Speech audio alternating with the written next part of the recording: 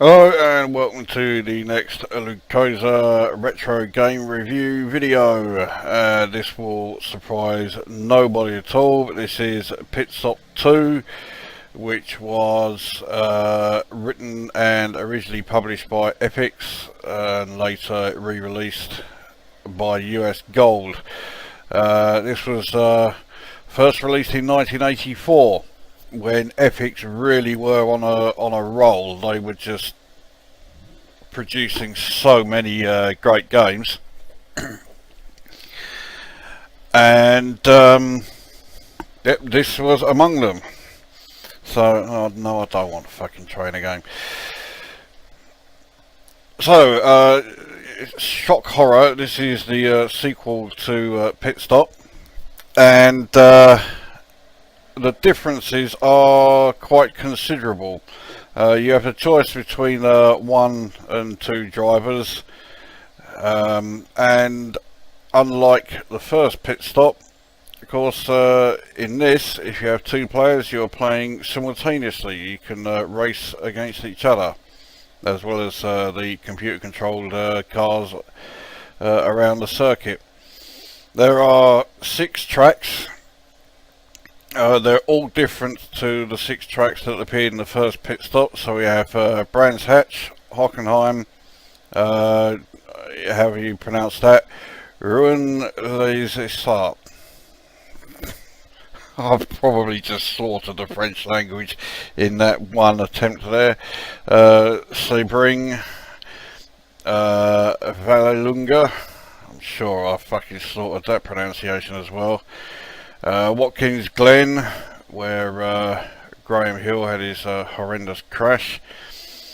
And then finally there is the Grand Circuit, which is basically like a championship mode. You go through all 6 circuits, through like a mini championship. I'm just going to do individual races for this video. So I'll start at Brands Hatch. Number of laps I'll keep it at 3. Level of difficulty I'll keep it rookie just to make it easy. So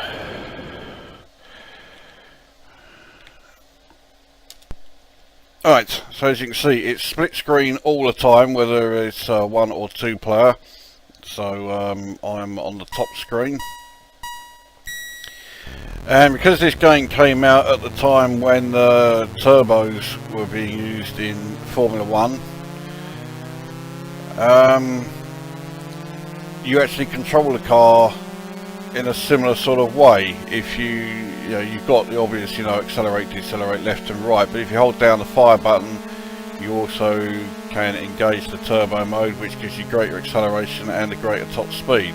But you don't want to use it all the time, because some corners are fucking tricky, and some of the other cars are a fucking pain in the arse when they do what this cunt is doing, which is change lane. They almost swerve in front of you, which you can't really complain too much, because after all you're in a race. They want to stop you.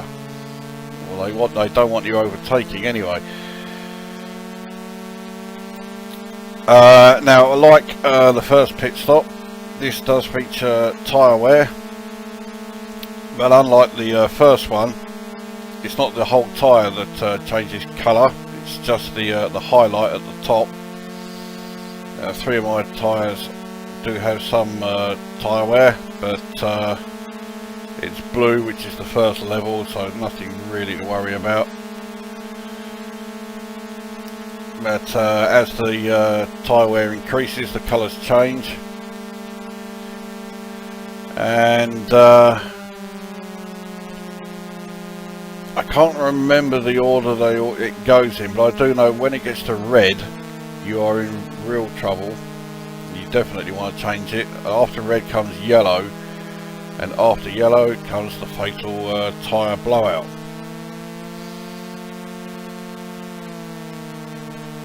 Now, because my tyres are all still just in the blue, I'm not going to bother replacing them here. The pit lane appears as that dotted line there, and this time it appears on the left. In the original Pitstop it appears on the right.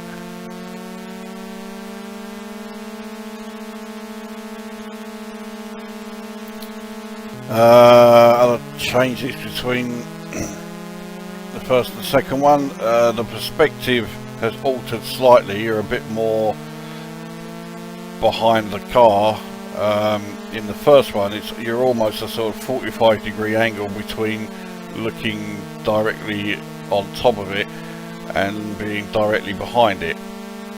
Here, you're a bit further behind the car rather than above it. So, well, it's a perspective that works. So you can see that graphically, it's a significant improvement over the first one.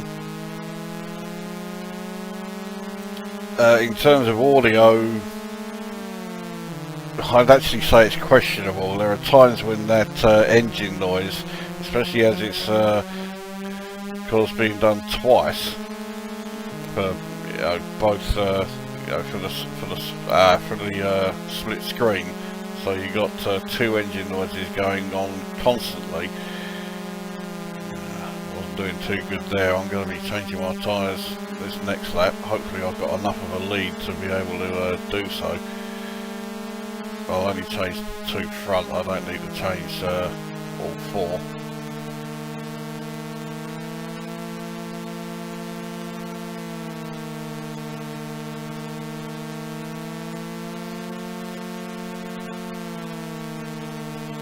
So you'll see that the pit lane has changed a little bit, not a huge amount, but now there's only two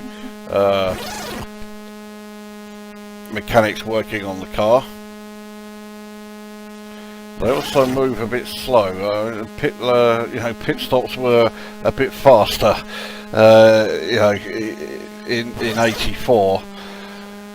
So right, I'm not going to bother refueling, because although it is close, you do have enough fuel to get around this circuit, or to complete this race when it's only 3 laps. The only time refueling is necessary is if you're doing 6 laps or more. Now, because I'm racing against a rookie car, he rarely goes flat out, which is 251.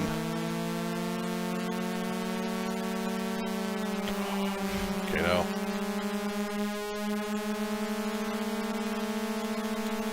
So I am catching up with him. Not as quickly as I would like, but I am catching him. Oh, you fucking prick. Well, I've got half a lap to try and catch him. I should manage it. Should. Whether or not I actually will is another matter.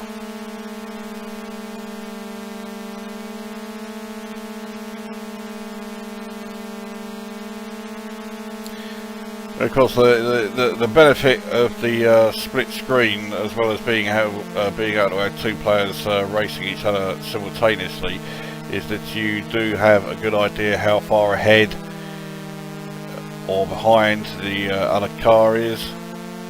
I don't know if I am going to fucking catch him, actually. I can't believe I'm going to be beaten by a fucking rookie level computer car.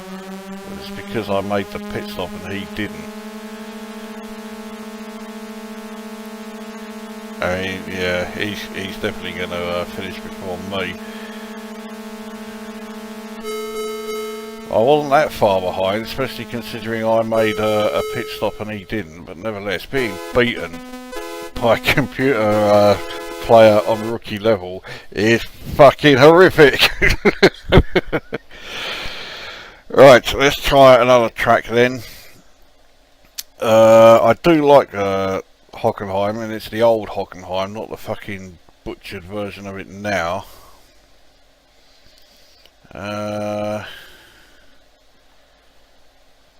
Fuck it, yeah, okay, we'll try Hockenheim then. And while we're doing this, we'll start the review.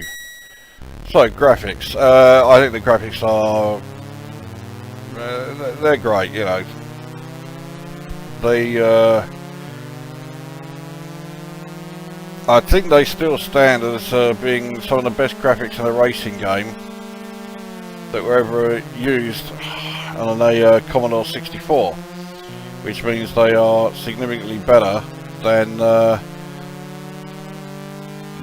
graphics in games that came along a lot later. I mean, again, I use Cisco Heat and Enduro Racer as shining examples. I mean, this game, there isn't any like trackside objects, but the road routine is fast enough that you don't need them. They are basically there in games to give you that sense of speed. Because in Enduro Racer, I mean, for a start, a lot of the trackside objects look like enormous heaps of shit, which is very apt for that game.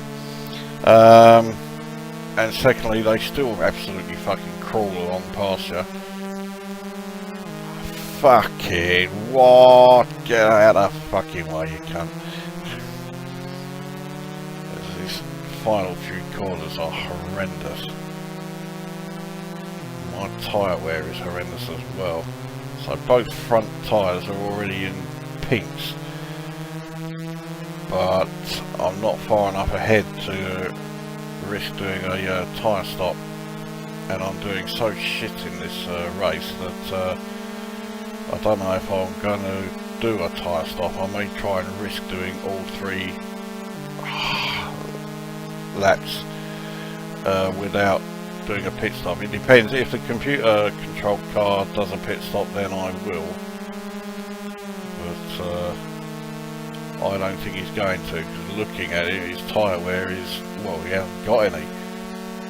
Whereas I am on green already. I'm not even halfway around lap 2. Fuck's sake, now they're both green.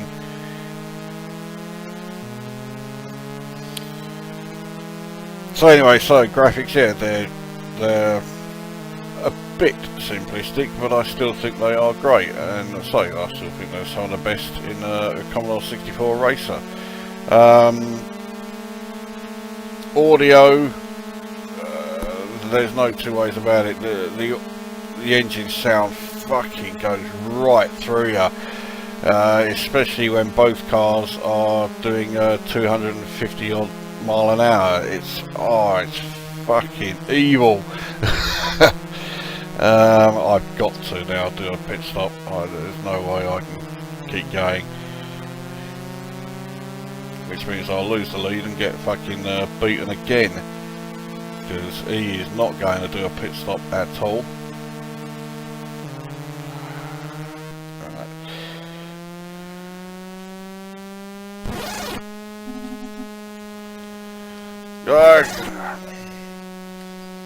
See, because he moves so fucking slowly, it feels like it takes an age. I thought he was going to go in the pits then. Fucking wish he was. He's now so far ahead of me. So yeah, so he's up to the chicane already, and I'm only at the start of the start-finish straight.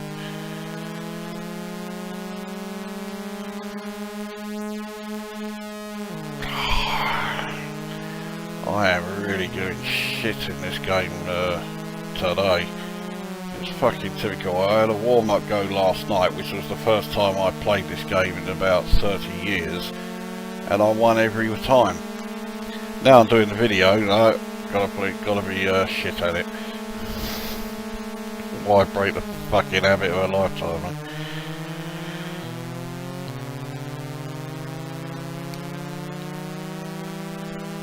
So anyway, carrying on with the audio. While you're in the pit stop, I do think the sound effect from when you're changing the tyres, it's actually somewhat realistic, especially for 84.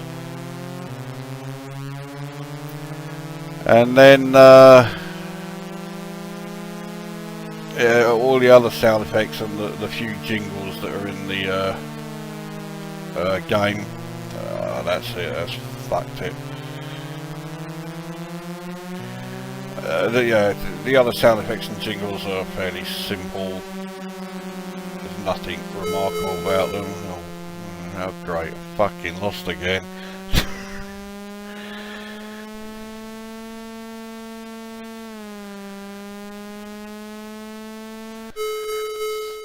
Looking at that tyre wear, I did need to do that pit stop. So I fucking came fourth in that one. I'm getting worse. Fucking hell. Right.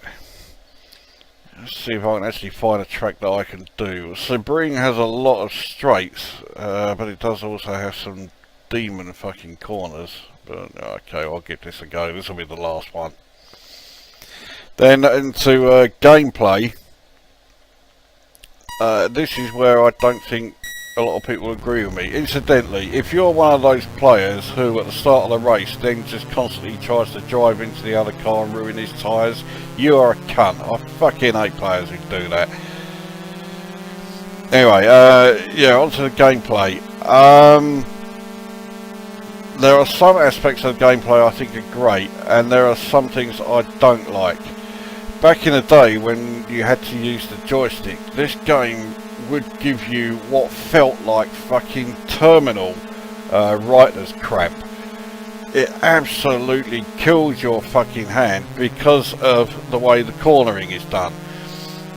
The game is forever trying to throw you to the outside of the corner, where of course your tyre wear just goes up and up and up because you're rubbing in the tyre against the curb. And it's, yeah, I don't really like the way that it does that. I mean, okay, all racing games do that to a degree, but not to the degree that this does. And I say, it got to the point where back in the day, you were playing this, you're obviously holding the joystick in one hand and actually using the controller with the other, and it would fucking kill your hand. It was excruciating playing this fucking game. I would have preferred it if they tweaked the graphics like this but kept the gameplay insofar as how you drive the car the same as it was in the first pit stop. And that's not to say I don't like it, and overall I do think this game is slightly better than the first pit stop, but it's close. I don't think it's way better. It does certainly help that this game has the simultaneous two-player mode, and the presentation is better, and obviously the graphics are better. I do think the audio for the most part is worse.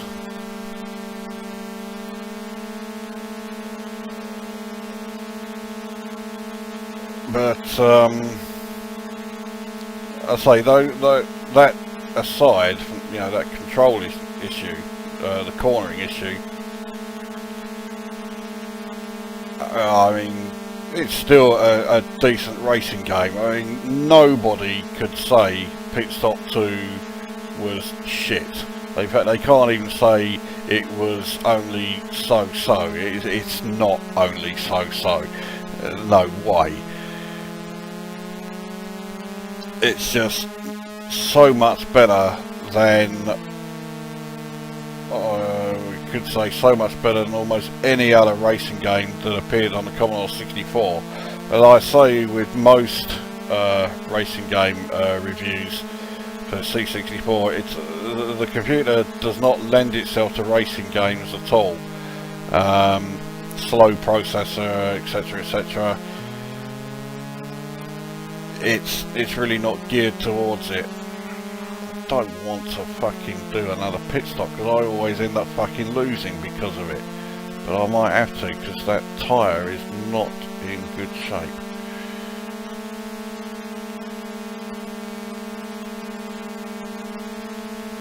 Alright, gotta come off the turbo for this corner because it's such a sharp one.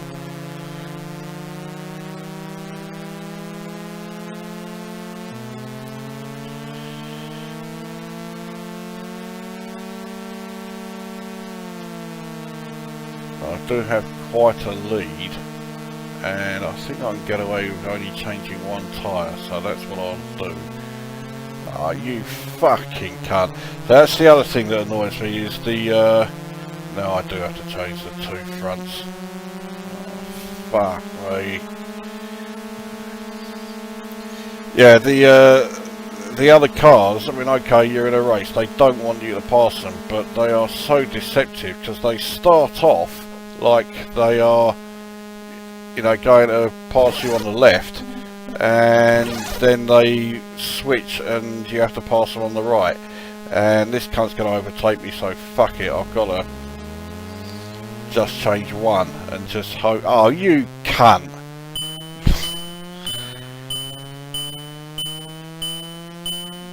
Looks like that's all he's doing is refueling. The thing is, I'm now going to maintain that same lead. So I could pretty much fucking walk it now. That could have been a fucking tight finish if he hadn't done the pit stop. But because of it, all I really need to do is keep going now, and I'll win.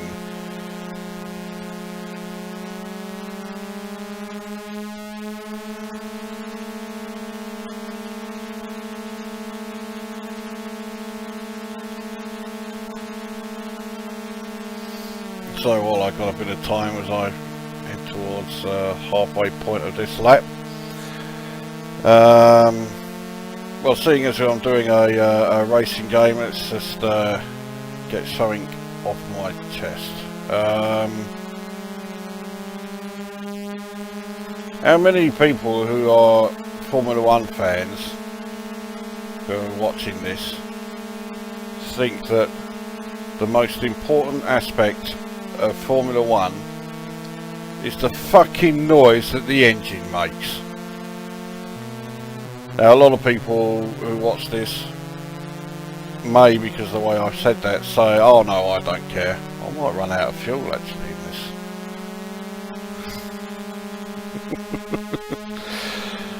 Oh fucking, that would just be typical, wouldn't it, if I ran out of fuel. Anyway, yeah. I am so sick of hearing people bringing on about how much they hate Formula 1 because of the engine noise. There are a lot of things that are shit about modern Formula 1. The engine noise, well, it's not even bottom of the list, it's just not on the list. It's not fucking important. I think I'm running out of fuel, but I've still crossed the line. That was fucking close.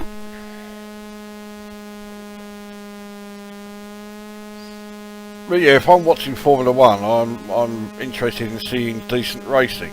I'm interested in seeing decent overtaking.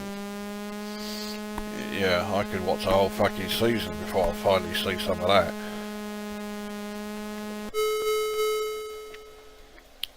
I don't give a toss about the sound of the engine.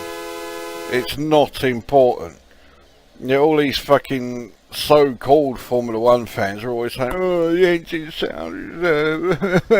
oh, fuck off. So, anyway, that is Pitstop 2. How do I rate it? I will score it 8 out of 10. It's a decent racer.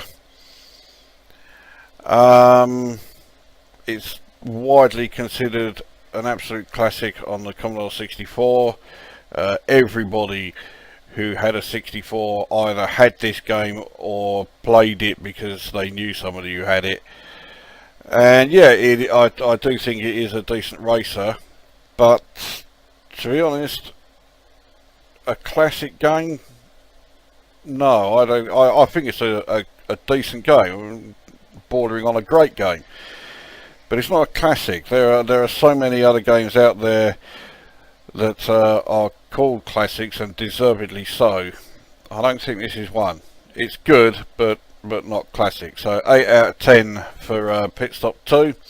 That brings this review to an end, and we will see you at the next one.